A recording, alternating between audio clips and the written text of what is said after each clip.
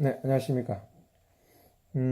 오늘은 마태복음 16장 19절 그리고 18장 18절의 오용과 바른 말씀에 대해서 좀 말씀을 나누고자 합니다. 이 말씀은 그렇습니다.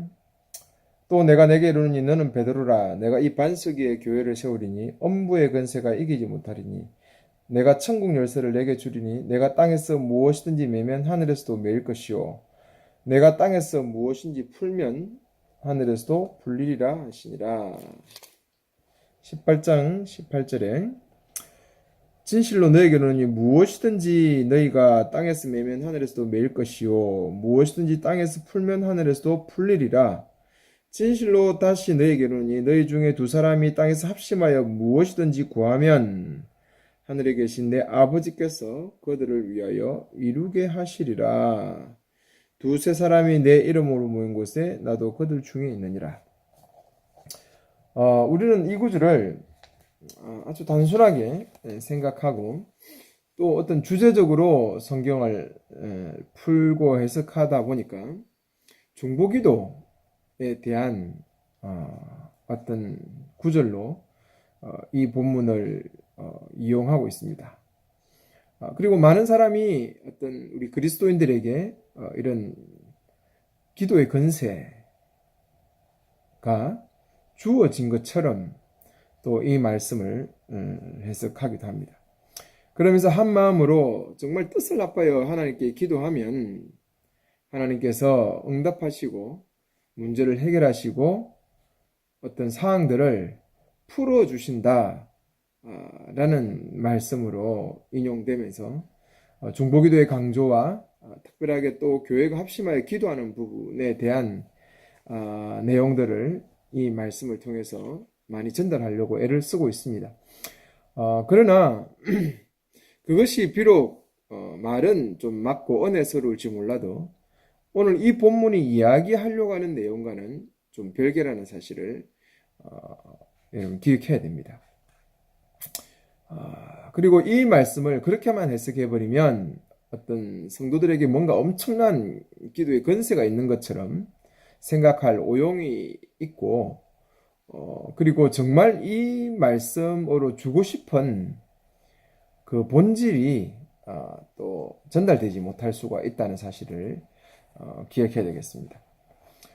오늘 본문이 기도에 대한 본문에서 비롯되어서 연결되었다면 당연히 중보기도로 그리고 또한 교회의 기도의 권세로 성도들의 기도의 권세로 나아가는 것이 나쁜 내용은 아닐 것이지만 오늘 이 본문의 구절을 문맥을 무시하고 앞의 내용과 뒤의 내용이 어떻게 연결되고 있는지 지금 예수님이 왜 이 말씀을 하고 있는지에 대한 의도를 무시한 채 이 성경을 본다는 것은 그렇게 썩 좋은 의도는 아닌 것 같습니다. 18장은 어떤 합심하여 기도해서 구해야 된다 라는 어떤 내용인 것보다는 오히려 교회의 건증에 대한 부분입니다.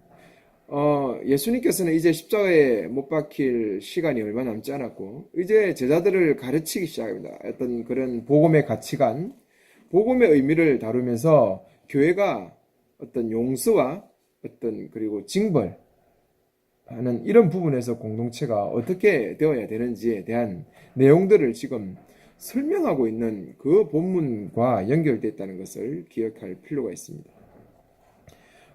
그래서 우리가 이 어떤 문맥을 좀 연결해서 이 본문을 봐야 되겠습니다. 오늘 본문은 먼저 베드로의 고백에 대한 예수님의 사역과의 어떤 그런 연결이 되어 있습니다. 베드로의 고백에 대해서 예수님은 베드로를 대표하는 자들, 즉 교회의 기초를 이루는 이들에게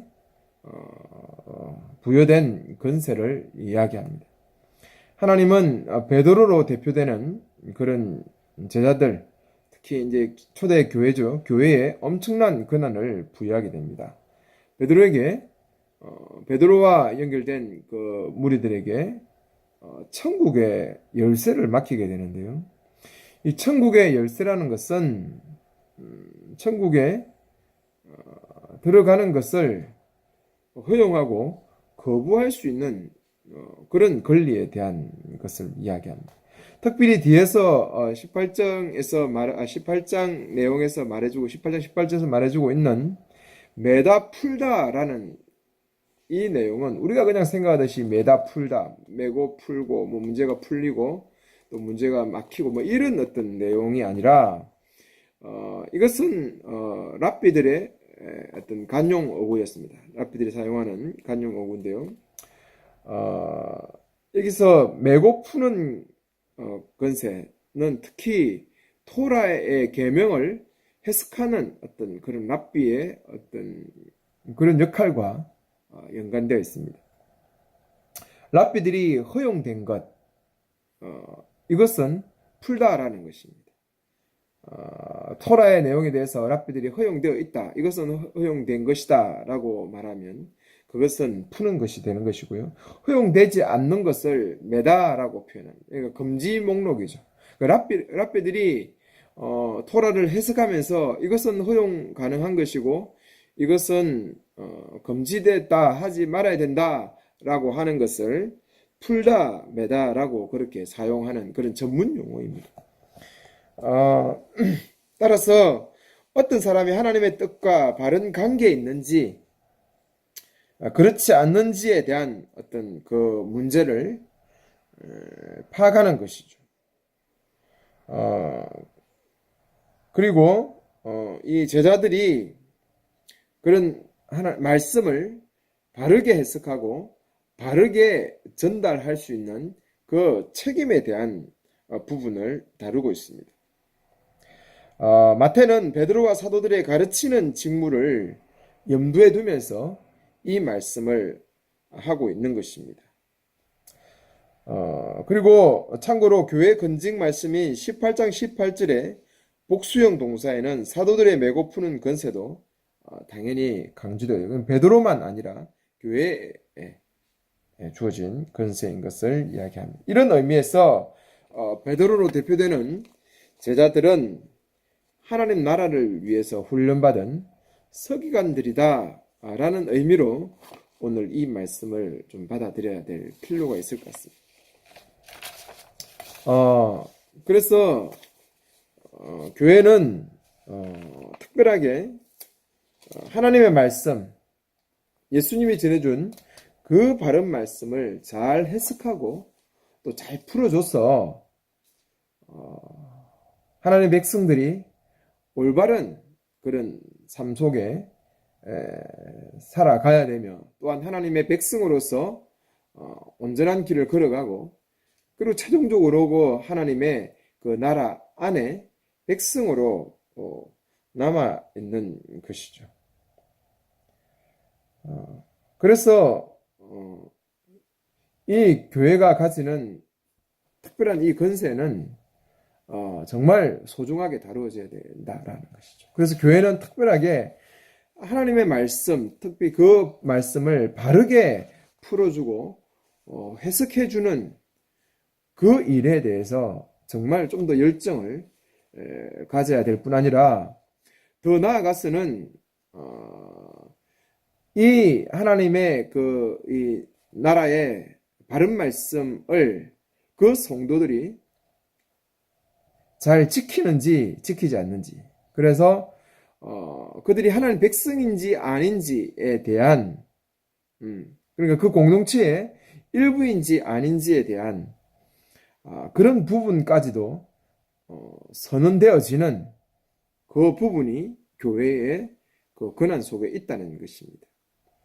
그래서 오늘 교회는 바른 하나님의 말씀을 해석하는 일에 특별하게 지도자들이 그 건세를 받은 자들이 최선을 다해야 될 뿐 아니라 그 건징을 잘 시행을 해야 되는 것입니다. 그래서 공동체가 그런 악에 물들지 않게 하는 것과 아울러서 성도들을 온전한 하나님의 백성으로 계시록에 말하는 거룩한 신부로 하나님의 최종 그런 그 예식에 잔치에 참여하게 하는 그 역할이 오늘 교회와 그 베드로 대표되는 그 제자들에게